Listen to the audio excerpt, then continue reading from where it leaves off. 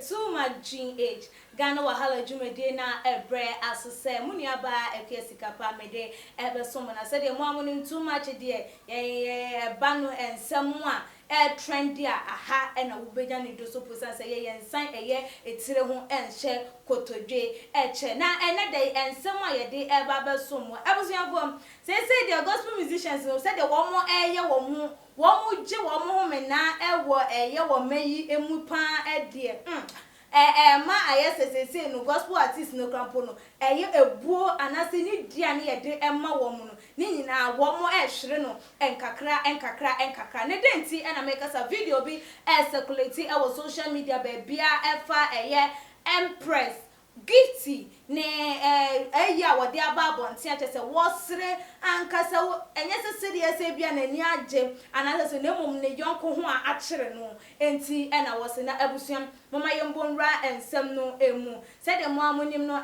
gospel musician ye nua ba Gifty Empress Gifty and adodo na anim no Gifty wo say wono na adodo na anim say wo ye Mrs. Adoye wono ne ho asem na enedey ababeto apono so ken na said the munim no ye nua ba ye akoye ni Instagram page akwa drop video wono ankasa wote wono ma wo sere uncontrollably said the wo ye no abusuan esewani ensese ye kan edecho na nsem a wo sra wo ye nyina eyese kama is a bitch na na gana for see na wan asem na working because ye nim say celebrities and say gospel artists no nipa na ho asem eda abonti a ye kan Joyce blessing eni ni kunu Dave Joy enti say no hwan na wo sre no anase hwan na chese wo de na baba tu pinsi nso a wo horo no wo dede no wo defe no wo horo no hu eseyi no na abusuafo se na Ghana for kan wo mo enti ase de enti abaya no yesa na etre no mama yankonko hwe video a Empress Gifty edit to dwane ye ba ye de nchemu ebebremu.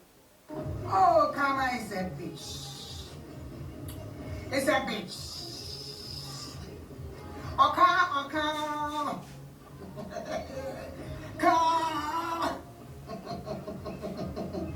Kama is a bitch.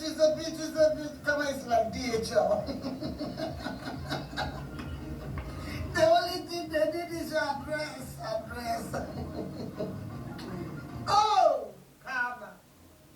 Hi, Cecilia the industry, pandemic industry. Kama is a bitch. That's not you know. My name is Mrs. Adza.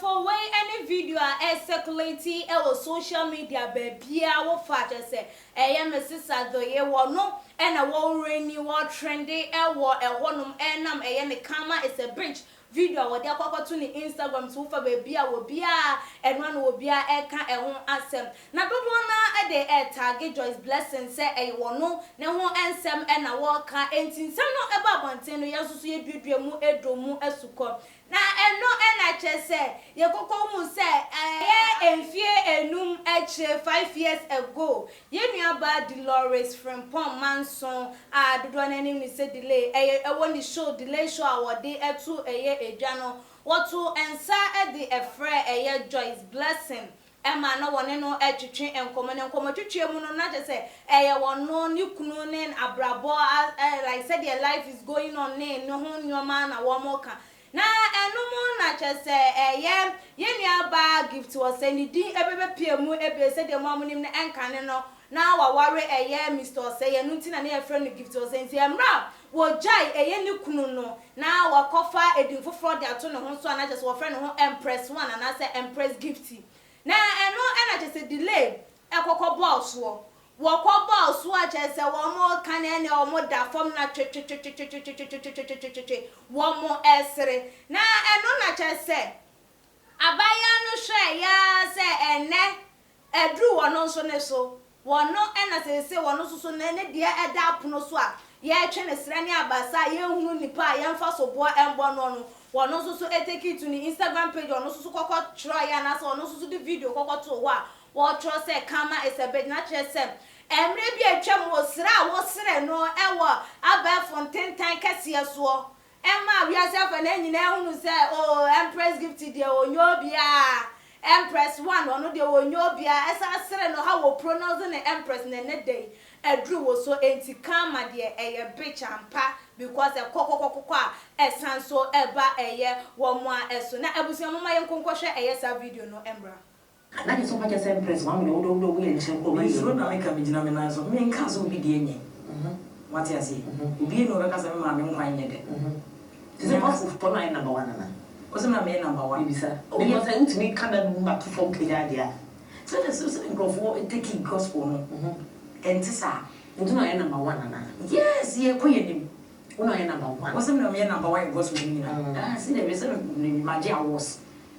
For now, the only number 1 was in the Empress 1 for you. You will be a deal for you in a year, but I can't press one because they give to us one with you. Empress, what the Empress of my grant. Yes, it's so great. You're broken now. Oh, meet you. Missy, because I'm not yet. Oh, now be at the atom, never know. I was here for said almost said a series and a choir. Entiano, and how much as I buy no 5 years ago, I somewhere when Nippa be say, well, Chimman so rough. And fear Maku, and noom, actually 5 years. What to me, I a cool at Nase, at chain, ne dear buy ye, and I just saw no so at the atom, and I'm gonna foresee 8. 89 now, 1 pies I buy now, what young one. Eh, not just a Ghana for Jim one more entity didn't a Empress. What they a yes, a video not about better wanting and I'm gonna foresee a. Unya me son pa any. More from who some year Christopher. Mutunya menyom. Moya gospel artist. And a dear Moya Muhuni. Mujucha Muyonko 19. More pem Muyonko down for. More just a more person, mon crawford, ever kind, I would make the award. Hey, any NHS is say palm and young to a crampono, a bear crank a yenito. Yenito because a Christopher to you know, we best church, one who say pandia, and enough for so banner was a busian and say ya from Becaya, a ya present Naku. One no and so any a geometal, one must do a media boom came sank no mumpuna. Yes, obviously say, as they say, Empress 1. One not in the above bomb much as I hey. One also saw who said you met on 2 you be a high pie de mano and some fatan one do sa level. Aden. Say, and you to and come on, your gospel musicians, Numpod and can you to the king and Jim said, competition be ever cost woman tem. Competition bimpo, and you quite sank a cost for our montem. Areas in 4 year beef. I'm a Christo for Musuma beef. Eh, just say, I said no, I abom pusa.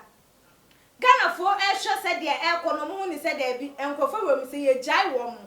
Emma, one more tenants no more my dream said, one more dear, one more back also out to gospel song upon dear and do ye Nicasia and a one coupon bar. 1 year crab kumpo, one more to and young Adamanon. 1 shot or Baba no say, yea. Send not the other one more can a woman you would your moon crampono, Nanya sa and it because they say gospel music no crowd, I done a fashion. Well, sorry, no, but 2 and your money and Tadian and Papa Baby Jinaswa Babayano. And no crampo Emma won't say I didn't cry as a one more pray challenge be.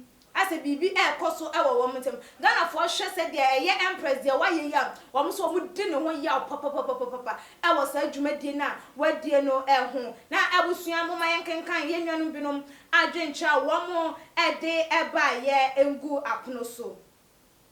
Yenya, Janet, Eddie, Ebaye, we need to stop all these foolish girls saying they are gospel singers because they are going to mislead the next generation. One not so one say, yeah, man, and for we more equine, so one coswa and to and your mom from one say, one me a gospel artist, pan there, and year.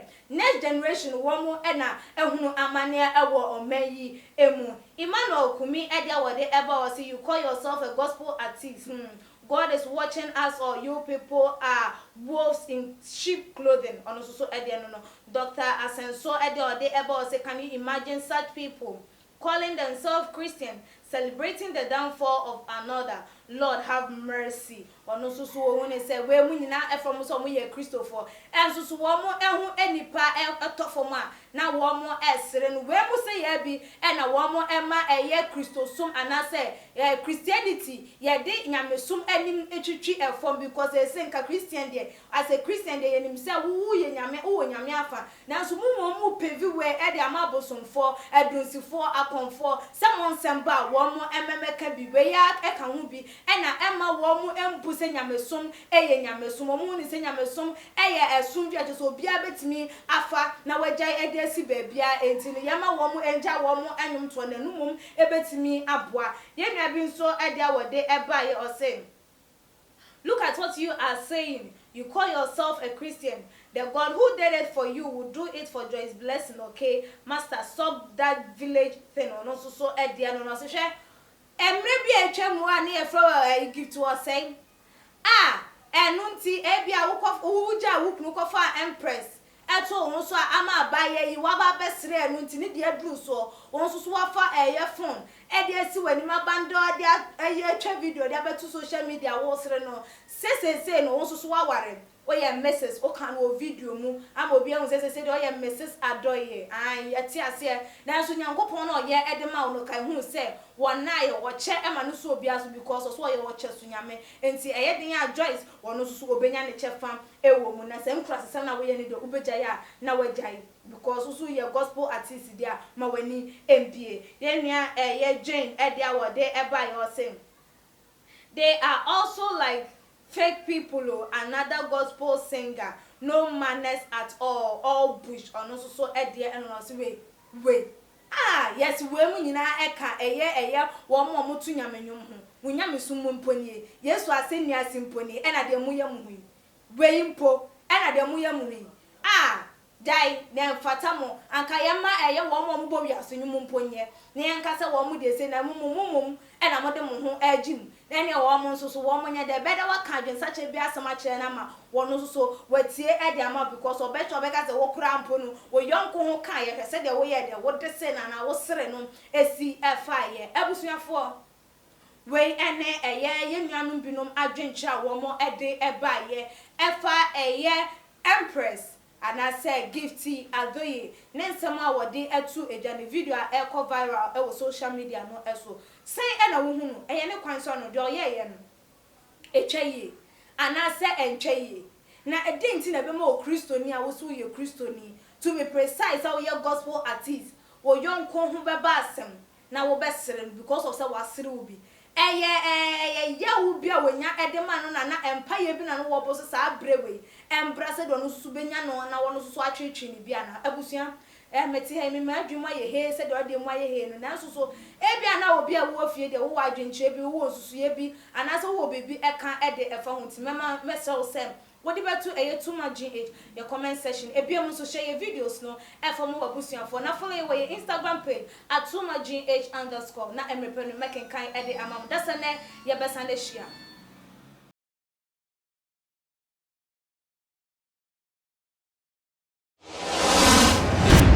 The major prophet kum chacha on say me catch was say bomoden na hwe too much GH on say me kan ye nyene bone pa na kase ye pe wo wi ase ya asonden ti na adam wo hu nyame ye no nyam no wo hu ne ma bi a wo hwehwehwehwe e wo other place ni ade kat won na bomoden na be hwe too much GH be hwe na subscribe bomoden o be hwe pe na why subscribe o subscribe subscribe na subscribe na o subscribe a na wo benya ne ma pe a wo pe ne ma papa a wo pe ahwe nyame hira na